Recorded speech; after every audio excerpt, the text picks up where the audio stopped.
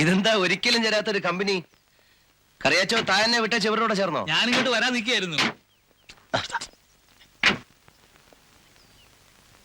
കാര്യങ്ങളൊക്കെ ഞാൻ അറിഞ്ഞു. നന്നായി. ഞാനിതെങ്ങനെ അങ്കിളിനോട് പറയും എന്ന് വിചാരിച്ചിരിക്കുകയായിരുന്നു. ഒരു ചളിപ്പ്.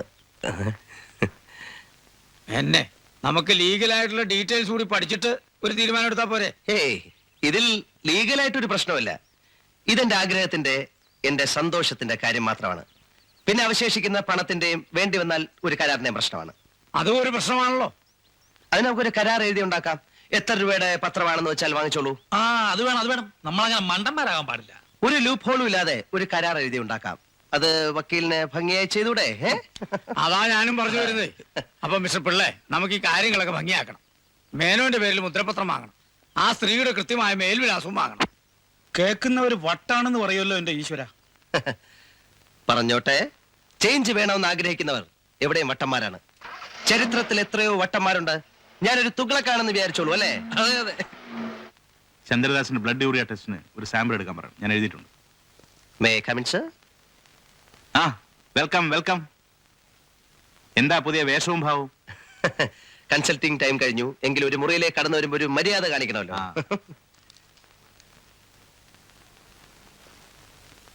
അല്ല ഡോക്ടർ, ആ നേഴ്സിനെ കാര്യം അറിയോ? എന്ത്? ഞാൻ ഇങ്ങനെ ഒരു കാര്യത്തിനാണ് ഡോക്ടറെ കാണാൻ വന്നതെന്ന്. അല്ല, അവരെന്നെ കണ്ട് ഒരുമാതിരി വല്ലാത്ത ചിരി ചിരിച്ചു. കളിയാക്കിയുള്ളൊരു ചിരി. ചുമ്മാ. പിന്നെ കക്ഷി വന്നോ? അതാണ് തന്നോട് വരാൻ പറഞ്ഞത്. സംഗതി ഒന്നും ഇല്ലെങ്കിലും ഒന്ന് കണ്ട് പരസ്പരം സംസാരിക്കുന്നതാണല്ലോ നല്ലത്. യെസ്, ഒന്ന് കാണണമെന്ന് എനിക്കൊരാശ ഉണ്ടായിരുന്നു. ഒന്നിനുമല്ല, വെറുതെ. എന്റെ കുഞ്ഞ് വളരാൻ പോകുന്നൊരു ശരീരമല്ലേ. അവരാവശ്യപ്പെടുന്നത് 2 ലക്ഷം രൂപയാണ്. All right. ഇന്ന് കൊടുക്കണോ ക്യാഷ്? ഇന്ന് വേണമെങ്കിൽ ആവാം. സംഖ്യ കൂടുതലാണെന്ന് തോന്നുന്നുണ്ടോ? ഏയ്, ഇനിയും വേണമെങ്കിൽ കൊടുക്കാം. വേണ്ട, അവരത്രേ ആവശ്യപ്പെടുന്നുള്ളൂ. വൃക്ക കൊടുക്കുന്ന ആളിന് 1 ലക്ഷം കൊടുക്കണം. പിന്നെ ഓപ്പറേഷൻ ചാർജസ്, അയാളുടെ പരിചരണം, പണച്ചെലവ് പിന്നെയും കിടക്കുന്നു. അങ്ങനെ ഒരു ആവശ്യം വന്നാൽ സഹായിക്കണം. Oh sure. വൃക്ക വേണമെങ്കിൽ ഒരെണ്ണം എന്റെ എടുക്കാം. എനിക്കെന്തിനാ 2 എണ്ണം? അത് പറ്റില്ല. ചേരുന്നവരെ വൃക്ക മാത്രമേ സ്വീകരിക്കാൻ പറ്റൂ. അല്ലെങ്കിൽ ആനി കൊടുക്കുമായിരുന്നു. അപ്പോ കാണാം. സോറി, ഞാനേ ഒരു സ്മോൾ കഴിച്ചോട്ടെ. ചെറിയൊരു ചമ്മൽ, ഒരു വിറ. പിന്നെ ഇത്രയായ സ്ഥിതിക്ക് ഒരു കാര്യം കൂടെ ചോദിച്ചോട്ടെ. ഈ ഉണ്ടാകുന്ന കുഞ്ഞ് ആൺകുട്ടിയാകാൻ വല്ല സൂത്രമുണ്ടോ? അല്ല, ചിലപ്പോ പെൺകുട്ടിയായി പോയാലോ? അതൊന്നും അഷ്വർ ചെയ്യാൻ പറ്റില്ല. വേണ്ട, ഞാൻ ചോദിച്ചെന്നേ ഉള്ളൂ. ആൺകുട്ടി എന്നായിരിക്കും മനസ്സിൽ അങ്ങനെ ഒരു ഉറപ്പ്.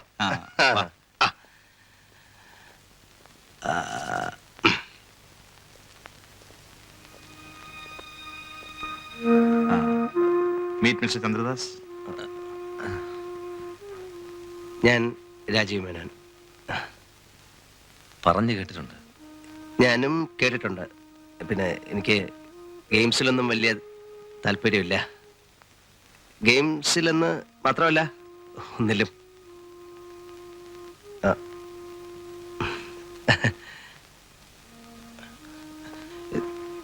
തുറന്നു ചോദിക്കട്ടെ, താങ്കൾക്ക് ഇതിൽ അഭിപ്രായ വ്യത്യാസമോ വിഷമോ ഒന്നുമില്ലല്ലോ? നന്ദിയുണ്ട്. വലിയൊരു തുകയാണ് ആവശ്യപ്പെടുന്നത്. മുതലാക്കാണെന്ന് തോന്നരുത്. വേറെ വഴിയില്ലാഞ്ഞിട്ടാ. പഴയ കാലം തിരിച്ചിട്ടാണെങ്കിൽ I will pay the money back. അയ്യോ, അതൊന്നും വേണ്ട. സഹായം എന്ത് വേണമെങ്കിലും ഇനിയും ചോദിക്കാം. പിന്നെ എല്ലാറ്റിനും ഒരു രേഖ. അല്ല എനിക്കല്ല, എന്റെ അഡ്വക്കേറ്റിനാ. അല്ല, അതല്ലേ നല്ലത്.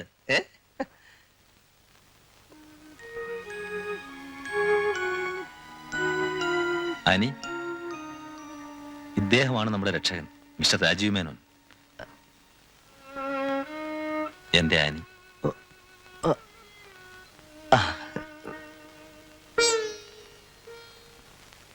രാജീവിന് ദൈവത്തിൽ വിശ്വാസമുണ്ടോ? അങ്ങനെ വലിയ വിശ്വാസമൊന്നുമില്ല. എന്നാൽ നാളെ ഒന്ന് അമ്പലത്തിൽ പോയി പ്രാർത്ഥിച്ചിട്ട് വാ. ഒരു നല്ല കാര്യത്തിനല്ലേ? നാളെയോ? പിന്നെന്താ, നടത്തണമെങ്കിൽ നാളെയോ മറ്റന്നാളോ നടത്തണം. ഇതിന് ചില കാൽക്കുലേഷൻസ് ഒക്കെ ഉണ്ട്. അല്ലെങ്കിൽ പിന്നെ അടുത്ത മാസേ പറ്റും. നാളെ തന്നെ പോയേക്കാം. വാക്കുമാറി പോയി കളയുമോ എന്ന് അയാളുടെ പേടി.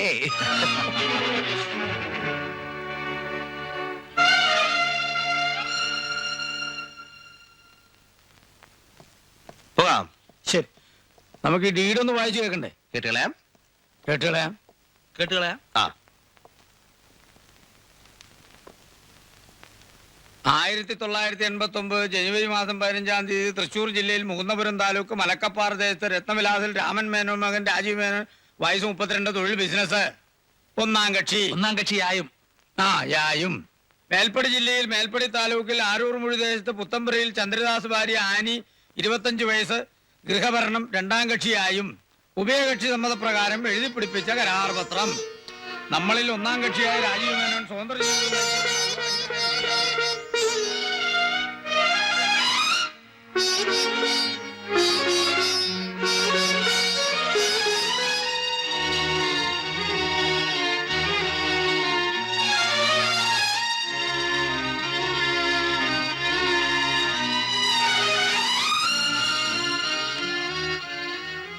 ഒന്നാം കക്ഷി വരണം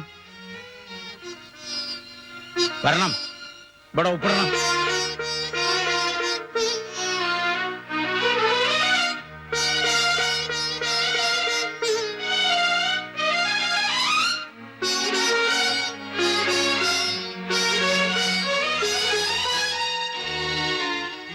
രണ്ടാം കക്ഷി വരണം, ഒപ്പിടണം.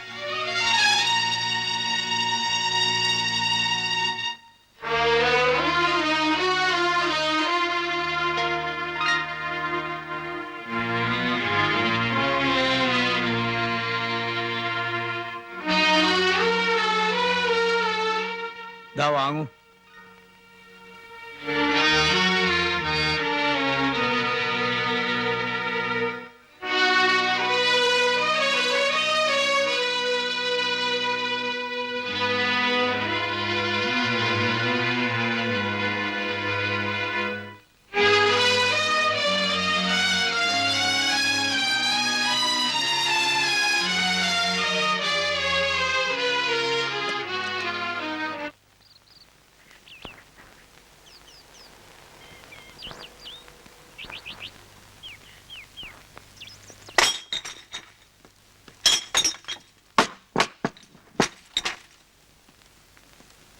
എന്താണ് ഈ കാണുന്നത്?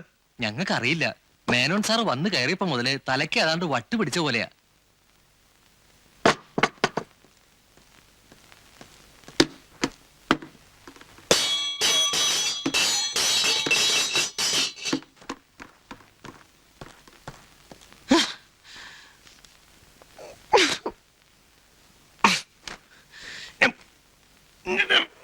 എന്താ രാജു ഇത്? ഇങ്ങനെ തലയ്ക്ക് വട്ട് വരുന്നവരെ കുടിക്കണം? കള്ളന്മാരാണ്, എല്ലാവരും കള്ളന്മാരാണ്. ലോകം മുഴുവൻ അതെ. പെണ്ണുങ്ങളെ കുടിക്കുന്ന വെള്ളത്തിൽ പോലും വിശ്വസിക്കാൻ പാടില്ല. എന്താ സംഭവം? 1 മാസം കഴിഞ്ഞു എന്റെ 2 ലക്ഷം രൂപയും വാങ്ങിച്ചോണ്ട് പോയിട്ട്. ഒരു വിവരം അറിയിച്ചില്ല. ചത്തോ ജീവിച്ചോ എന്നെങ്കിലും അറിയിക്കണ്ടേ? കാശ് കൊടുത്തതിന് നമുക്ക് രേഖയുണ്ടല്ലോ. അത് പുഴുങ്ങി തിന്നാം. മുദ്രക്കടലാസ്. അതിന്റെ ഒപ്പം ആ വക്കീലിന്റെ തലേ. എനിക്കൊന്നും മനസ്സിലാകുന്നില്ല. 2 ആഴ്ചയെ നിത്യവും ഞാൻ ആ ഡോക്ടർ ഹമീദിന്റെ വീട്ടിൽ കയറി ഇറങ്ങുന്നു. ഇന്ന് എന്നോട് ആ പെണ്ണ് പറയുന്നു ഒരു ഗ്യാരണ്ടി ഇല്ലെന്ന്. ഏത് പെണ്ണ്? ഡോക്ടർ സീനത്ത്. 1 പ്രാവശ്യം സങ്കലനം നടത്തിയ ഗർഭിണിയാവുമെന്ന് ഗ്യാരണ്ടി ഇല്ലെന്ന്. അതിനെന്താ, ഇനി ഒരിക്കൽ കൂടി നടത്തണം. അതെ, പള്ളി പറഞ്ഞാ മതി. ആ കോന്തൻ വക്കീൽ ഇങ്ങനെ ഒരു ക്ലോസ് ഇതിൽ എഴുതി ചേർത്തിട്ടില്ല. 1 പ്രാവശ്യം നടത്തിയിട്ട് ഗർഭിണിയായില്ലെങ്കിൽ ഗർഭിണിയാകുന്നവരെ സ്വന്തം ചെലവിൽ വന്ന് മേൽപ്പടി നടപടികൾ നടത്തേണ്ട ഉത്തരവാദിത്തം 2ാം കക്ഷിക്കുള്ളതാണെന്നൊരു ക്ലോസ് ഇതിൽ എഴുതി ചേർത്തിട്ടില്ല. എന്നെ പറ്റിക്കുകയായിരുന്നു. Doctor സീനത്തിനുണ്ടാവും commission, വക്കീലും മേടിച്ചിട്ടുണ്ടോ? അവരൊന്നും അത്ര മര്യാദ ഇല്ലാത്തവരൊന്നും അല്ല. അല്ലെങ്കിൽ ആ ശവം എന്റെ മുഖത്ത് നോക്കി ഇത് പറയോ? ഡോക്ടർ ഹമീദിനോട് എനിക്ക് അല്പം സ്നേഹമുണ്ട്, അല്ലെ മുഖം അടച്ചൊരു ഒറ്റ അടി വെച്ച് കൊടുത്തേനെ. പിന്നെ കേസല്ലേ, അത് വക്കീൽ നോക്കിക്കോളും. നമ്മുടെ കോന്തം വക്കീലല്ല, നല്ല വിദ്യാഭ്യാസമുള്ള തലച്ചോറുള്ള വക്കീല്. അങ്കിൾ, എനിക്കൊരു പാസ്പോർട്ട് എടുത്തു തരൂ. ഇന്ത്യക്കാരെ ചതിക്കൂ, അമേരിക്കക്കാരെ ചതിക്കില്ല.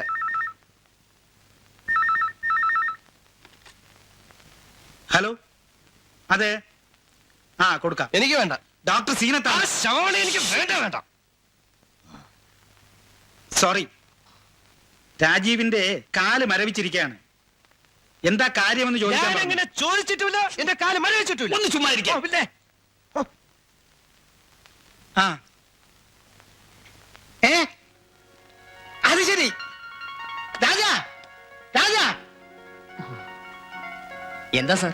എല്ലാവർക്കും മധുരം വാങ്ങിക്കൊടുക്ക. ലഡുവോ ജിലേബിയോ എന്താന്ന് വെച്ചാൽ വാങ്ങിക്കൊണ്ടുവാ. എന്താ സാർ വിശേഷം? ആനി ഗർഭിണിയായി. നിങ്ങൾ എന്താ പറഞ്ഞേ? അതോ ഡോക്ടർ സീനത്ത് എന്നോടൊരു കാര്യം പറഞ്ഞു. എന്താ പറഞ്ഞേ? പറ അങ്കിൾ. ആനി ഗർഭിണിയായി. ആശുപത്രിയിൽ പോയി പരിശോധിച്ചു. ഇങ്ങോട്ട് ഫോൺ ചെയ്തപ്പോ ആരും ഫോൺ എടുക്കുന്നില്ല.